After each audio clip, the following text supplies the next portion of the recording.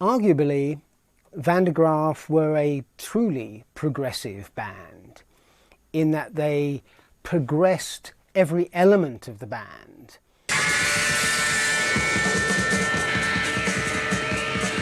We all came up with our own parts, whatever we were doing, and which made this very unusual sound. I don't know where they came from. We never know who wrote what, you know. If you put it all down on paper, you say, well, that's not going to work. But you listen to a Van der Graaf Generator record and it's all there and it works perfectly. They weren't easy to listen to. You had to work at it, but it was worth working at because the rewards were so huge. Is Van der Graaf Generator rock music? Well, I think it is. I think it rocks like a mother. It either sucked you in or it spat you out. Just one breath and instant death, it's the Aerosol grey machine.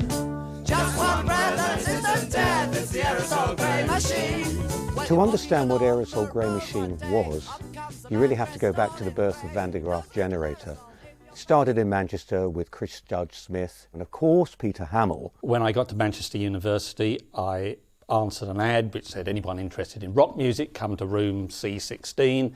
So about 20 guys with clutching guitars turned up. There was one guy sitting on the floor playing a song, singing a song to himself, and I stopped and I listened. And he had an amazing voice and the song was fantastic. And I thought, aha, this is the man. And this is Peter Hamill. So that was how the band started. My form is mystic, but my heart is pure. You'd better believe what I say. I am the necromancer.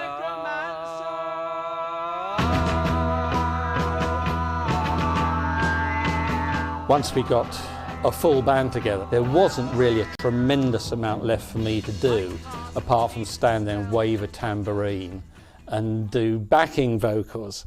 So I decided it would be better for the band if I bowed out. I mean, it was obvious the band were going to go places. They were managed by Tony Stratton Smith, who just formed Charisma Records.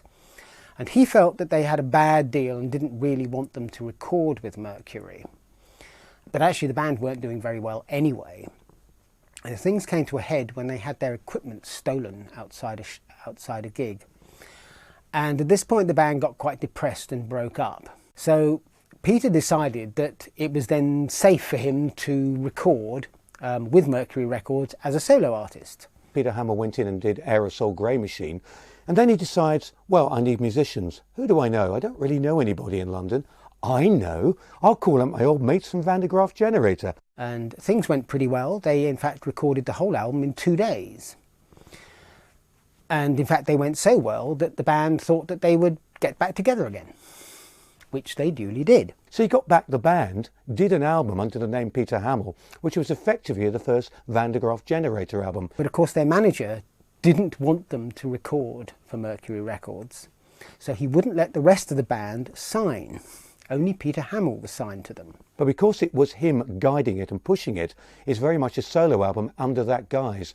And if you listen to that album, you've got tracks like Necromancer, which is definitely very Van der Graaf Generator, whereas you've got a track like Octopus, which is very much pushing in the Peter Hamill solo vein. So it's a mixture of both. Now I cannot see too clearly,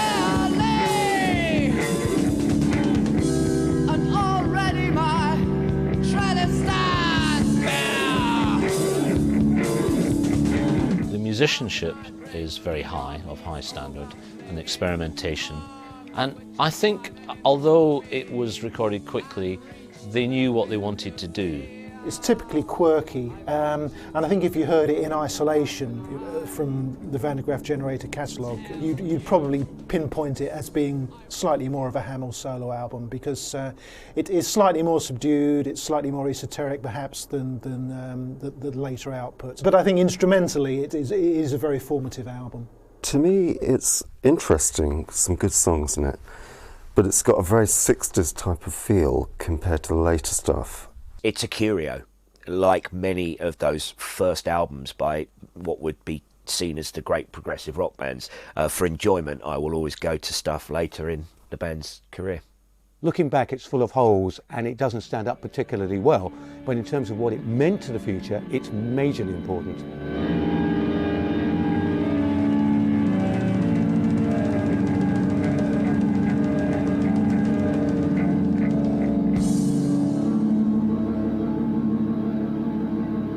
For me, very much the whole thing sort of kicks off with The Least We Can Do Is Wave to Each Other.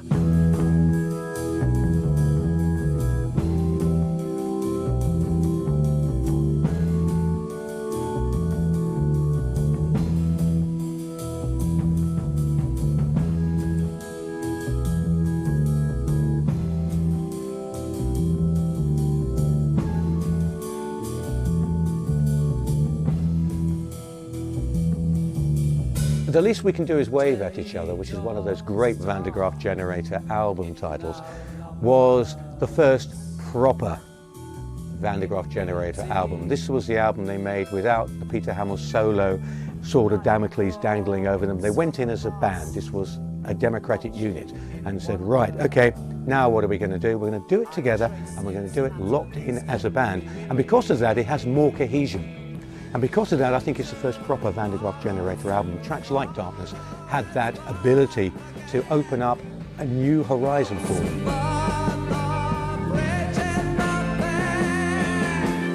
I worked out it's a very kind of brooding, insistent bass line sort of underpin it structurally, and I think Dave Jackson played some really great sax in it, you know.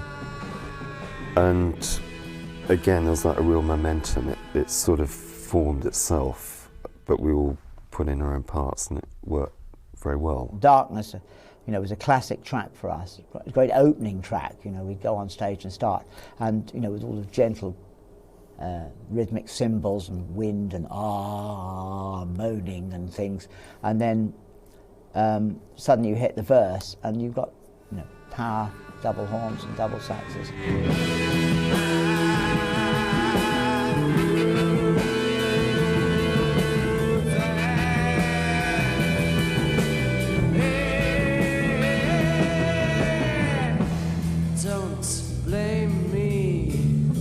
Darkness, I mean, is you plunge head first into the world of music that this very odd and eccentric but quite enthralling band created. I mean, they plunge you head first. There's no mucking around. There's no sort of dilly-dallying. It's like woof, in you go. You've got Peter Hamill's screaming vocals. You've got David Jackson's howling saxophone.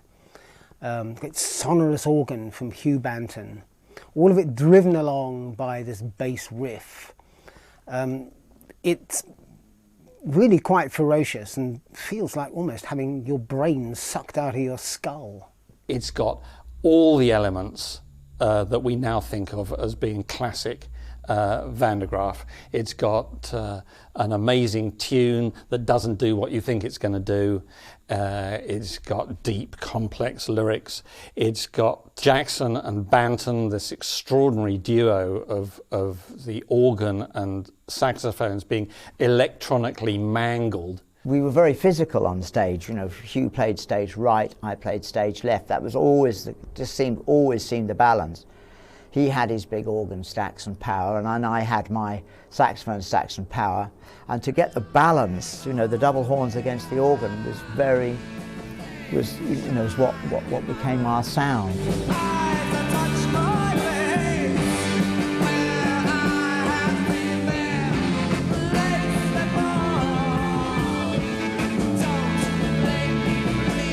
For a Peter Hamill song, this is relatively conventional, at least as regards the chord sequence.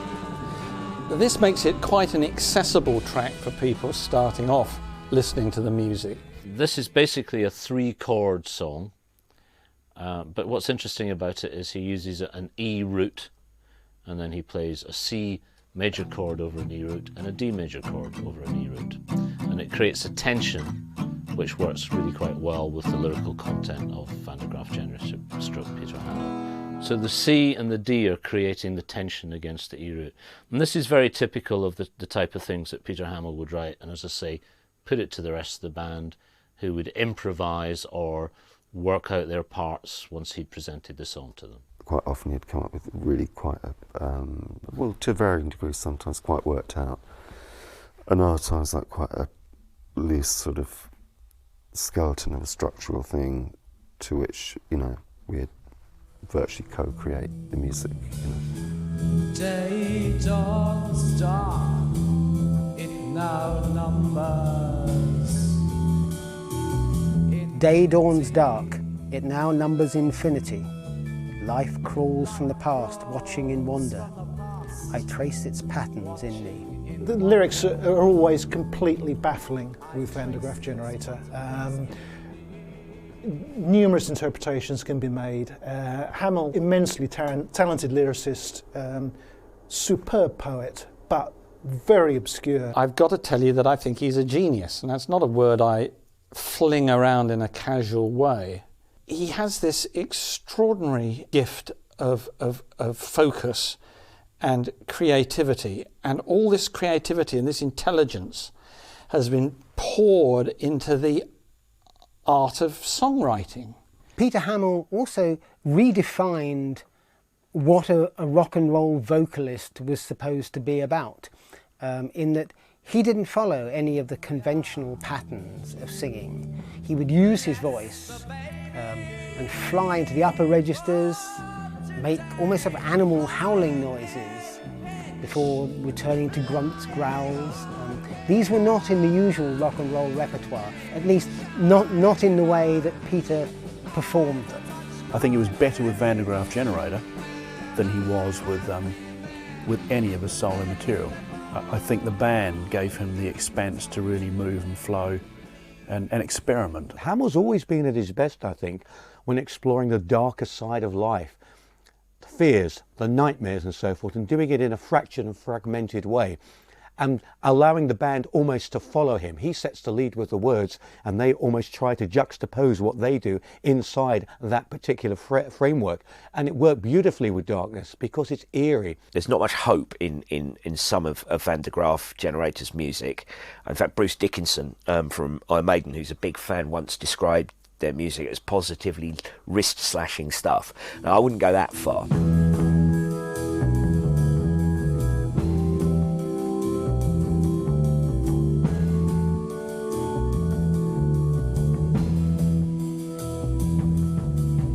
This song has a particularly wonderful bass riff. It's an absolute monster, and it is typical Nic Potter.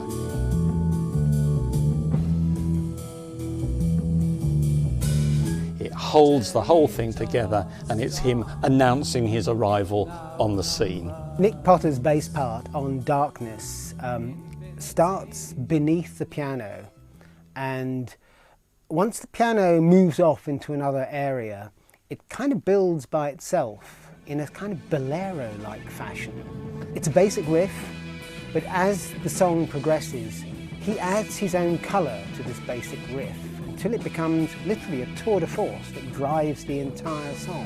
I'm not an average kind of bass player. I got into using quite a lot of effects, in fact, and I do a lot of things that I've never heard any other bass player do. I'm quite a powerful player. But I come up with a lot of lines. But I mean, I'm also a writer in my, you know, as well. I've made solo albums and what have you, so I kind of know about structures and what have you. So I wouldn't call myself a straight bass player.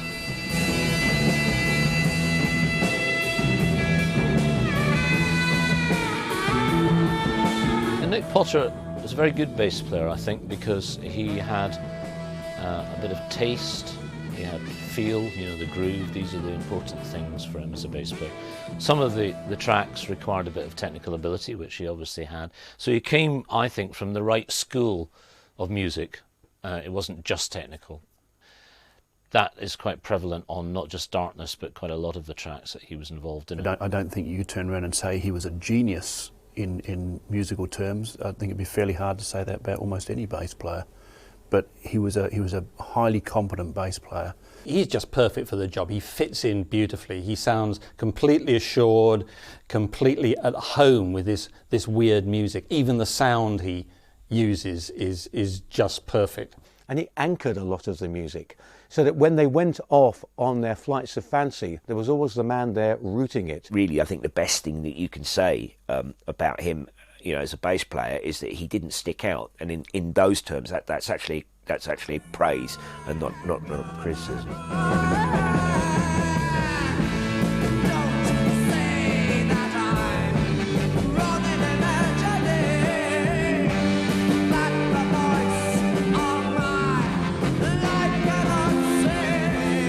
The combination of Nic Potter and Guy Evans in Van der Graaf Generator was one of pretty much locking together and making sure there was a solidity. There was nothing particularly outlandish about what they did, although both could actually go off and explore if they needed to. They weren't bad musicians at all, but what they did was combine the way that a drummer and a bassist really should do. Well, Guy Evans, first of all, is an excellent drummer, and he's got lots of musicality within his drumming, not just a technical drummer. He could do the sort of the funky chicken drumming as well as the sort of fast technical stuff. And when he had Nic in the band, they locked together really well. And as I said, they created the engine room of the band. And for me, any band has to have a solid rhythm section. They're very different.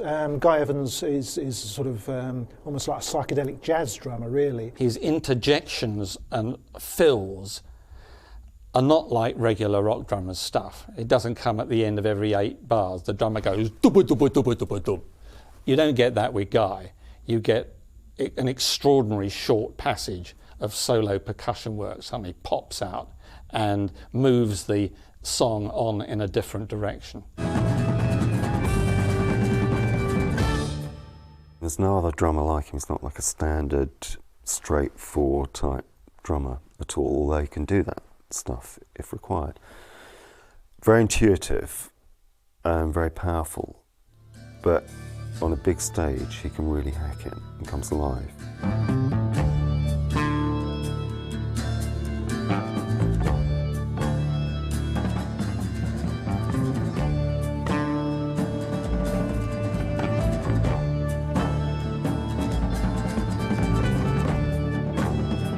Whatever would Robert have said is actually about Robert van der Graaf, the scientist who inspired the Van der Graaf Generator and indeed gave them their name. The song is characterised by Hugh Banton's magisterial organ work, which really comes from his church background.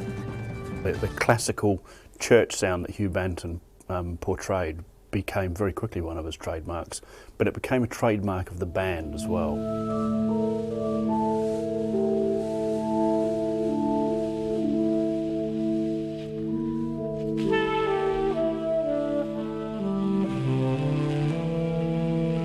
Well, Hugh is basically Mr. Organ, if I could put it that way. I mean, he was primarily an organist. He's an expert on church organs. Even with Van der Graaf, when he was in Van der Graaf before, he built his own organ. Look, I mean, he's like real boffin. You know, he's Mr. Organ.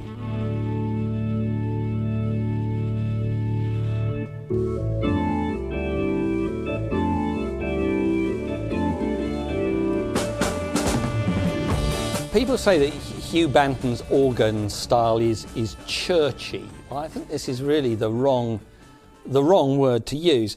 He's a classically trained musician. He's Royal College of Organists, as far as I can remember. Great player, very unique, very original, unlike any other.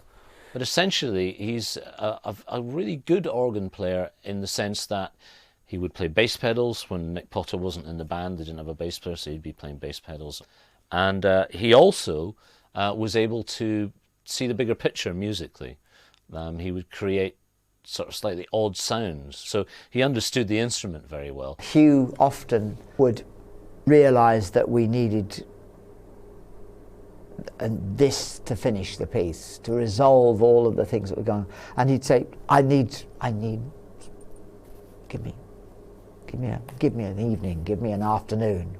and we'd all go off and throw a cricket ball at a wall or something, and he would write some incredible chordal development which would take us a day to understand, let alone play.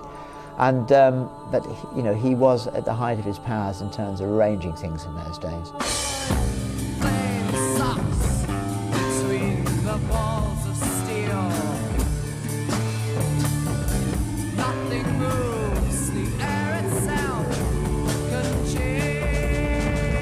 It's quite an intriguing piece of music, and it's a great example, I think, of the way that Banton would use that particular keyboard sound. I think listening to that track, you can see hallmarks of ideas and contributions coming to people from different members of the band in terms of the arrangements and the structure of the pieces.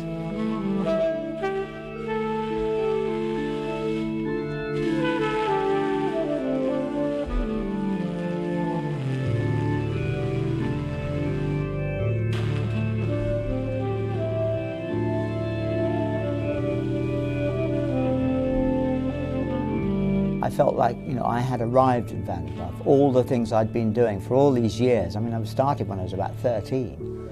So Van der Graaf comes along. I'm doing it for 8 or 9 years. I think I know how to play. I want to play.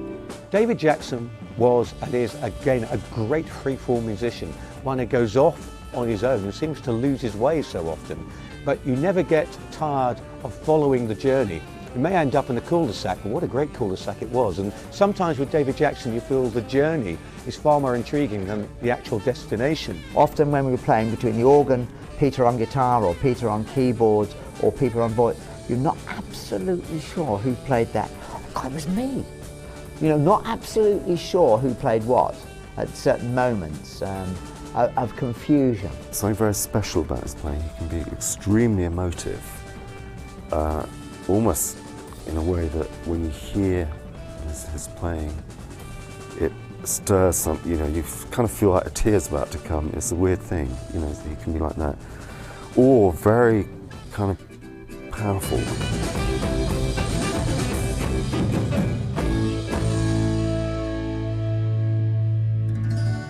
He plays saxophone like it was an electric guitar.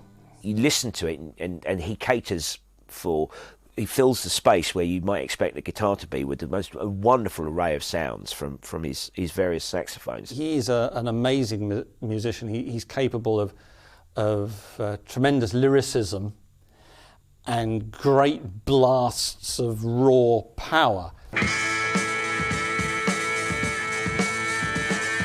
I'm not a saxophone player who sits around smoking a cigarette, you know, waiting for the solo to come in about 10 minutes' time. I should play a solo or something.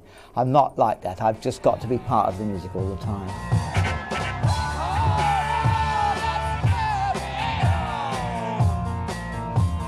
But the trick he had was doing the double saxophone, playing 2 at once, which is almost like the double neck guitar. Again, it was a trick. It was a fairground trick, if you want, something like that.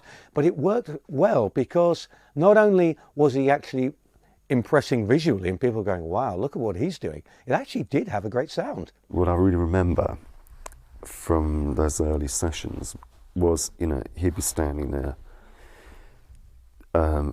without being amplified at all, and the sheer volume coming from his saxophones, you know, it was like he had 2 Marshall amps, you know, stacks going up, you know, Mark 11 volume, you know, unbelievable. It's like you almost had to, you know, can you turn it down a bit, just acoustically.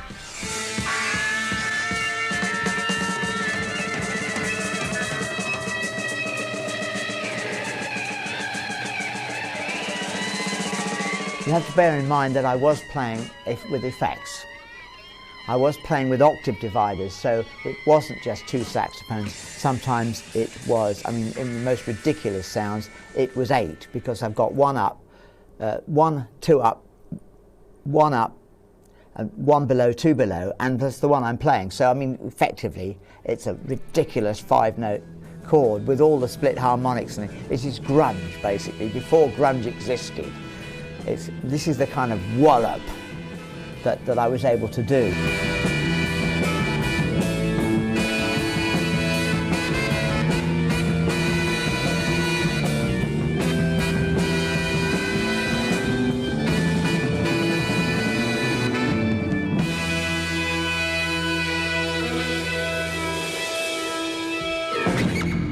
The Least We Can Do is Wave to Each Other is far, far better than the Aerosol Grey Machine. I mean, on a personal level, it's my favourite Van de Graaf Generator album. I mean, I think it's fantastic. The Least We Can Do is Wave at Each Other was a better album than Aerosol Grey for 3 major reasons. One, the lineup was now solid. It was recorded at the Great Trident Studios in Soho, which Bowie and lots of different people used to use. The Beatles used it, in fact, as well. And they had a producer, John Anthony. And I think the whole thing was more cohesive. So they got together, not to add on to Peter's tracks, but as a band. It's very much more sophisticated. The recording technique is very much more polished.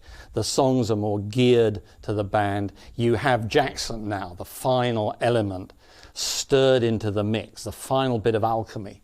And you have Nic Potter. Yeah, it was the first proper Van de Graaf Generator album as far as I'm concerned. And the record company were very much behind us, which was great.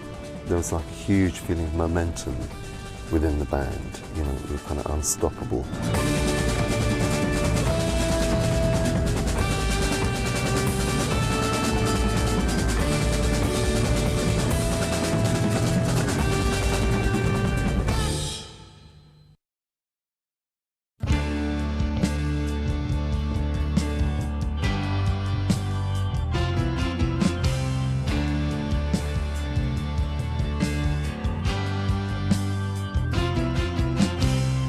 H to He Who Am the Only One is one of these convoluted Van de Graaf titles. I'm sure they came up with that song album title one night when they were drunk. H to He Who Am the Only One. Yes, not only did Van de Graaf make sometimes difficult music, they also had difficult album titles as well. H to He actually stands for hydrogen to helium, and that kind of sets up the album. It's a difficult album, really. But you are very lonely because all the other fish fear you.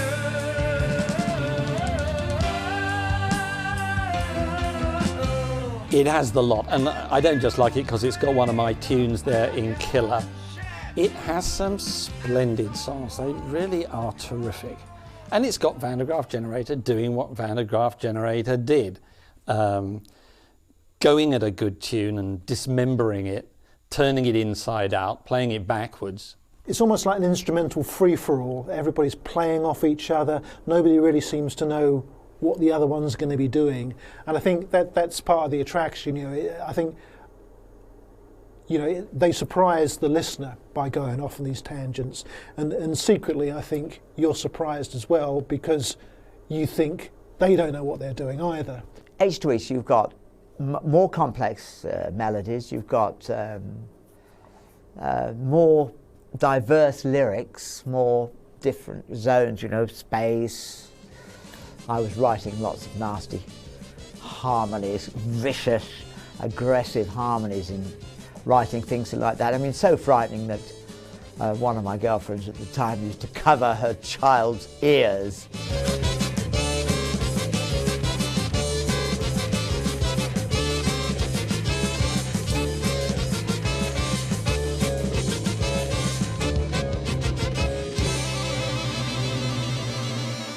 Van de Graaf are steering away from the more traditional progressive sound that bands like Yes and Genesis were playing. They were carving out their own little niche, which was much more esoteric. It's certainly an acquired taste. H to H He is my favourite all-time Van de Graaf Generator album, and I think the track Lost on the album is perhaps my favourite all-time song or track that we did, you know. So I think H to H He is a great album. It just has all the elements beautifully controlled. I think it's a wonderful album. But I'm dead inside as I stand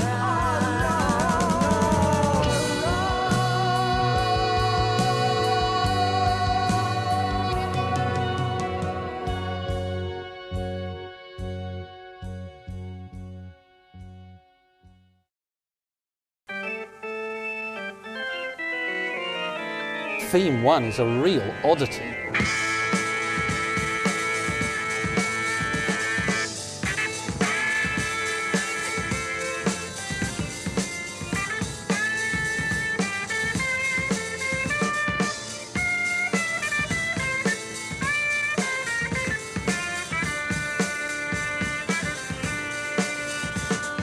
The tune started life as the theme music for Radio 1 when it first started, and the band had been doing it as an encore, tongue-in-cheek encore.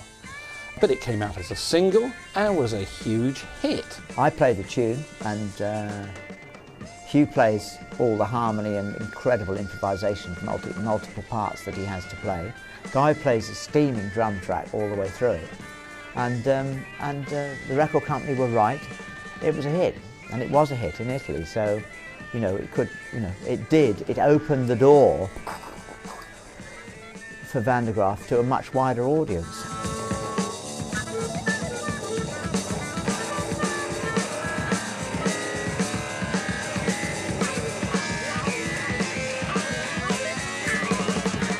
So it's just David Jackson, Guy Evans and Hugh Banton.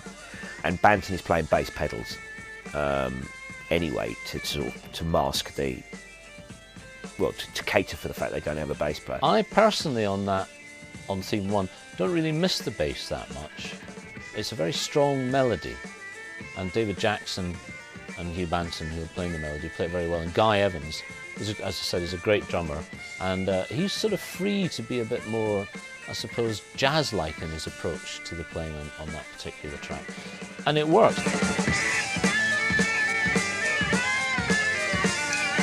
If Theme 1 had been recorded by Van der Graaf Generator about 5 years earlier, it probably would have fitted into the style of that particular era in terms of slightly psychedelic, slightly keyboard-led and slightly upbeat tempo. But because it came out in the mid-70s, at a time when the charts were dominated by the likes of Slade, T-Rex, Mud, etc., it didn't fit at all. It was completely different to everything that other people were doing in terms of chart success. But then that's Van der Graaf Generator. It completely passed me by, Theme 1, I think.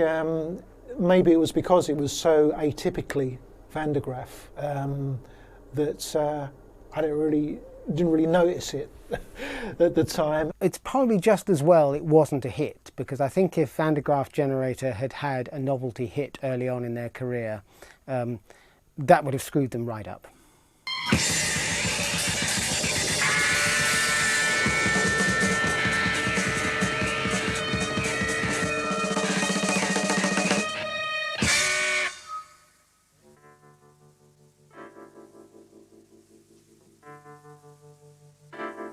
A Plague of Lighthouse Keepers is the masterwork as far as I'm concerned for Van der Graaf Generator. Plague of Lighthouse Keepers is widely regarded as the jewel in Van der Graaf Generator's crown. It's certainly their most intense and confusing hour. It's over 20 minutes in length and it's a magnificent story. For me personally, it probably is their greatest achievement. I think it was something that was waiting to happen. I am a lonely man, my solitude is true. My eyes are grown stark witness, and now my nights are numbered. As far as I remember, it was a complete surprise when we got to the TV studio to find out that we were playing A Plague of Lighthouse Keepers. It was not what we thought we were there to do. We thought we were just going to play our set. And so we had a crisis meeting and we decided we could do it in 2 halves. So they did one half with sparklers and one half with candles. And that's what we did. In hindsight, of course, you know, watching that performance, it's exceptional. It is exceptional. It's a fantastic feeling because we would never try our hardest to get across the point, you know, to get across the emotion, because the tunes are very, they're very emotional. They're very, very beautiful. The opening theme is absolutely divine. It's one of my favourite tunes, Peter's tunes. And the end, of course, is a very, very uplifting anthem.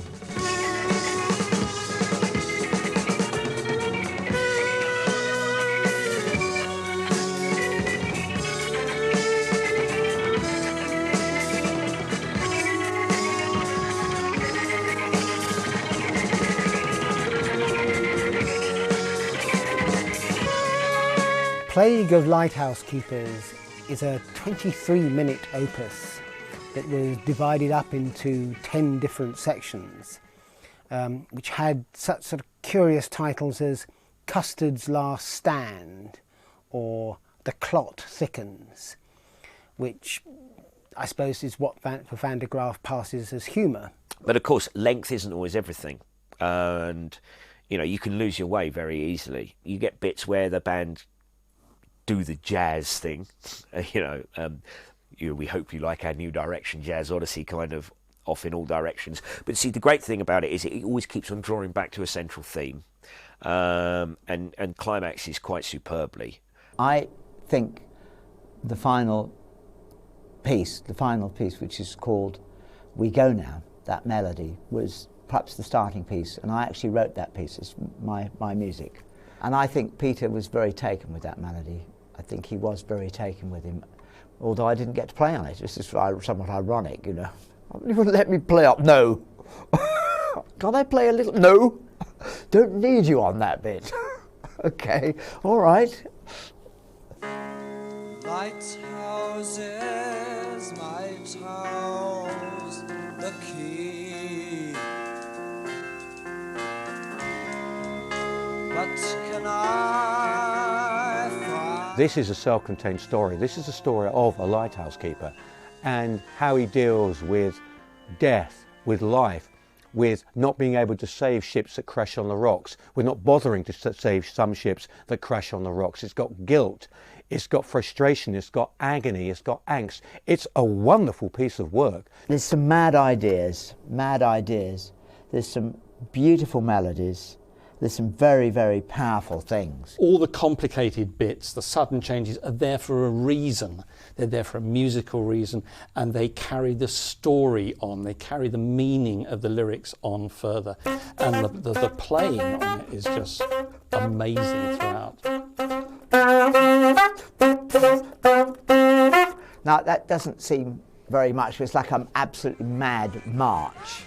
But everybody starts playing that with all the harmony and all the rhythm and all the ingredients and the insane rhythm, and it just becomes a march of the mad zombies.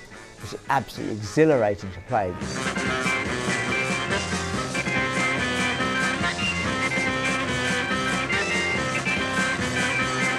Its musical hallmarks, I suppose, are the fact that you get songs, you get instrumentals, sections that are in different time signatures, and it goes back to sort of more standard 4/4 basic songs. Then you get sound effects, you know, experimentation, bit of sort of jazz type of improvisation, squeaks, thumps and bangs as well. And then back to another song, and then, you know, maybe the finale, you know, being a bit mixture of a bit of vocals and a bit of instrumental. So it was a mix and match of all their musical styles into one long piece. It's just an incredibly impressive piece of music because it features quite disparate musical styles within the whole piece, and yet it all works as one piece of music. And that's it was obviously the great trick that not a lot of bands could pull off, but the best of them, like Van der Graaf Generator, could do it.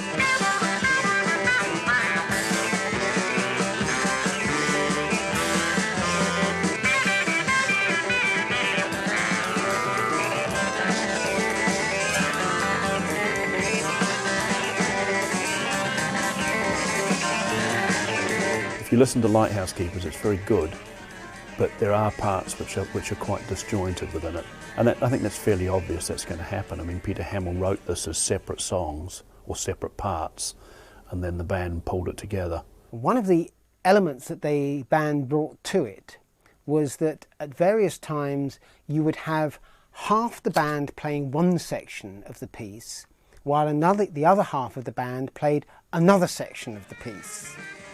Now, strange as it may seem, it did actually work at times, although you had to be concentrating pretty carefully to get it. It's quite breathtaking and quite brilliant in its design, in its complexity and in its execution. And I think it's the highlight of Van der Graaf Generator's career.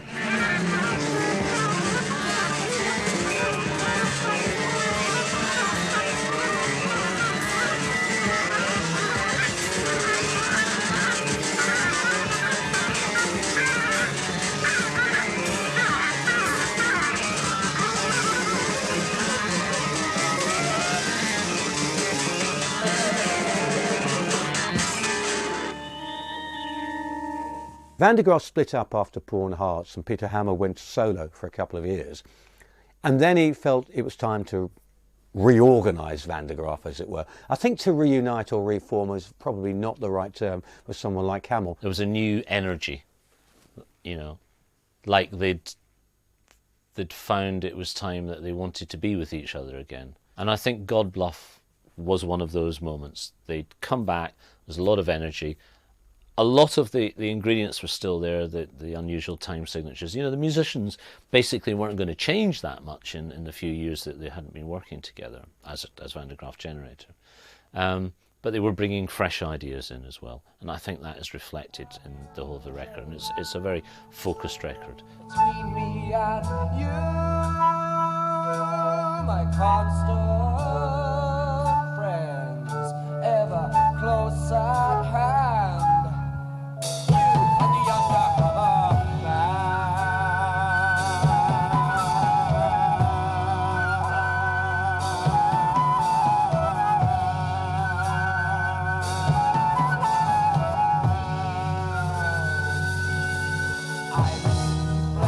To me, it sounds like it's just seamless development and progress from the previous album.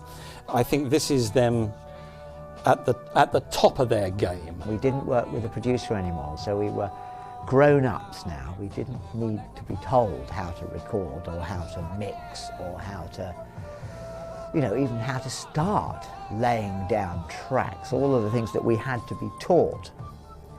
We knew all of that, so you know, it was a very exciting time. But we went in there and we just banged things down. You know, we did more than an album in a couple of weeks, you know. We did Godbluff and some of Still Life, you know.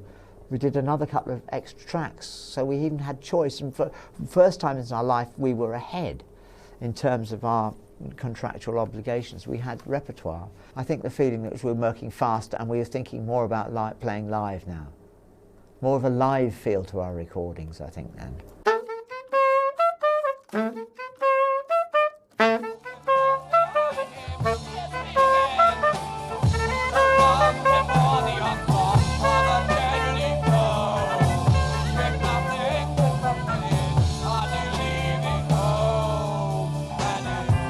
Scorched Earth certainly lives up to its title.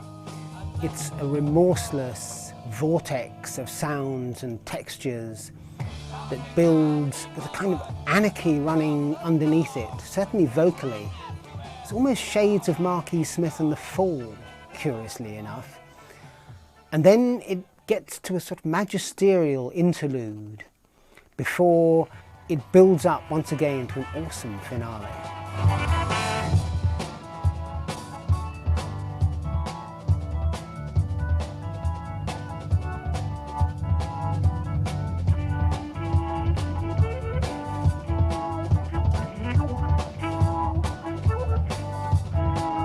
The end of that, of course, is it's in my humble opinion, it's the mastery of Hugh Banton, because it's probably one of those things where he said, look, you know, we've got all this stuff to resolve, there's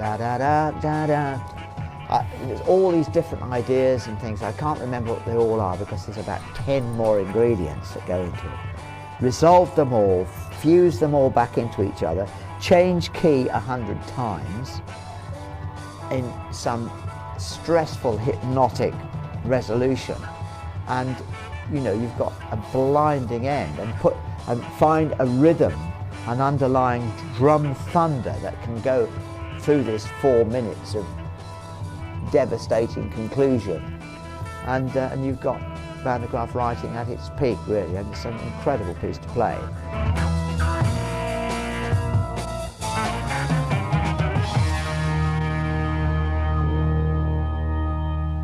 The Scorched Earth, I think, is I suppose you could describe it as Van der Graaf Generator at full throttle, really. It's where all their complex arrangements really come together. I think if you played Scorched Earth in isolation to somebody who'd never heard Van der Graaf before, that would probably sum up the band pretty well. It's got all the elements there up and running. It's got the compound time signatures it's got the brain scrambling bits of musicianship, it's got the big tune, it's got the monster riff. Van der Graaf Generator, business as usual. It's got basically a triplet feel to it, but it's got bars of 4/4, 5/4 and 7/4. So not unusual for Van der Graaf Generator. And it starts with a sort of very anthemic sort of theme at the beginning, and then moves off into all these different sort of layers of sound. You've got 20th century classical music, you've got contemporary jazz, you've got psychedelia, you've got, most importantly I think, you haven't got any showy displays of instrumental expertise, which characterised a lot of the progressive rock bands of that period. You know, somebody would suddenly go off on a 3-hour keyboard solo. There's none of that. It's just very, very compact, very well thought out, and very mature sounding.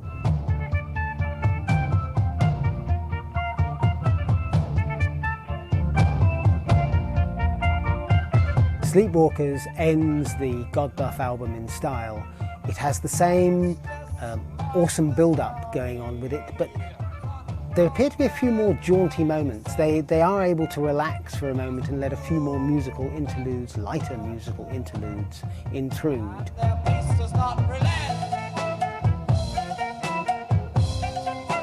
The first half is very restrained, very delicate, with Banton and Jackson kind of dancing a little minuet round each other. It is just on and on, streams of consciousness, and the rhythms are complex and changing, the structure is weird, but it's not weird if you understand Peter and you understand the lyrics. It's kind of building blocks. It's building blocks of themes and developments and key changes. What wonderful arpeggios. I know, because then they're not expected intervals, and they're lovely fourths and fifth intervals all the way. Big steps in music that open everything up. Great big steps that create this open landscape to which you can put the tune right down the middle.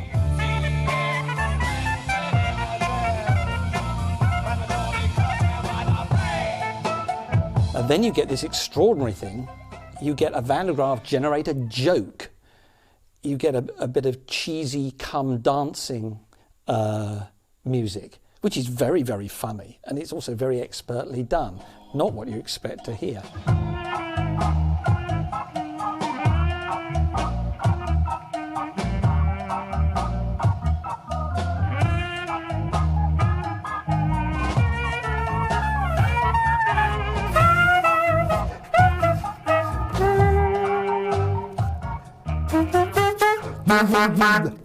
It's fun. I mean, it's just fun. It's humorous, but for some reason it makes a very poignant statement in the story. It's a story, really.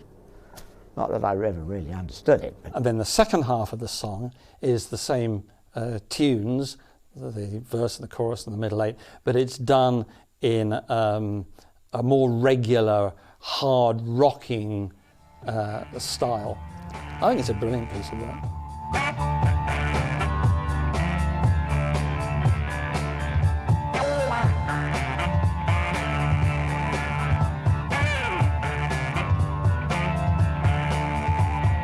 The main thing about the Godbluff album, and in particular this track, is there's quite a strong musical theme running through the record.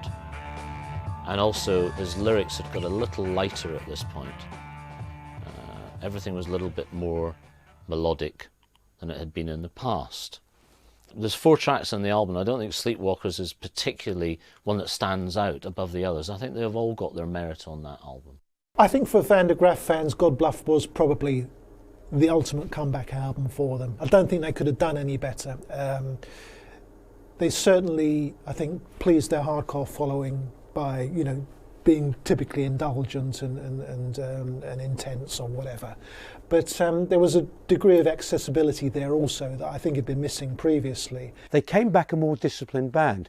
They came back with more of a vision of how to work in a studio, how to be a proper band. And because of that, I think although Godbluff is much slicker, much smoother and much more cohesive as a piece of work, it doesn't have what those earlier albums had. So personally for me, it was an extremely disappointing comeback, although it's raved about by almost the rest of the world because it has so much good music on it. But to me, no, sorry, I don't think they should have reformed.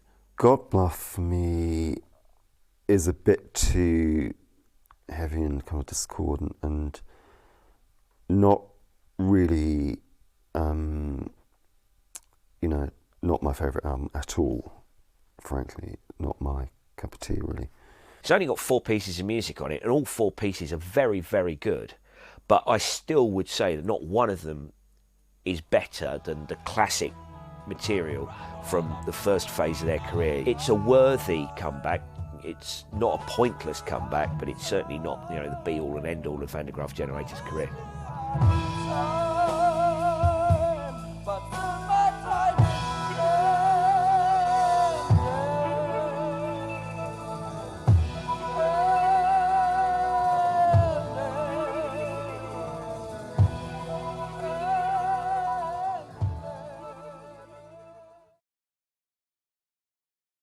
Van der Graaf Generator, you can't actually quantify in terms of rated, overrated, underrated. They're all three. They're rated by those who know and understand them.